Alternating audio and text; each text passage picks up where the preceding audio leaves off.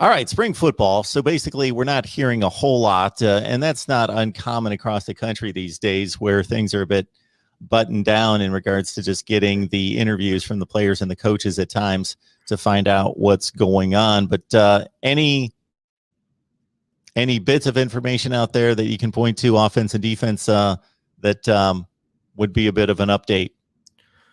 Yeah, we can start with the offense. Obviously, what people are probably wondering about the most with the quarterback battle.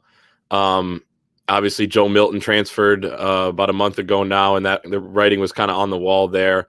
He had been passed up by Cade McNamara late last season, and then Cade got hurt in that final game of the year against Penn State. But he's recovered and didn't take long there, but is kind of running with the ones, it sounds like, during spring practice, and has, improved a little bit. Some of the things we had heard last year was the door was open for him to win that job in practice a couple of those weeks when Joe Milton was struggling, but he just didn't do it. He turned out to be a gamer in some of those games that he came in, looked good against Wisconsin at the end, obviously was phenomenal against Rutgers, but still looked good, and then looked pretty good at the beginning of Penn State before he got hurt. So good for him to pick up where he left off. J.J. McCarthy, next guy in line, running with the twos, the early enrollee freshman.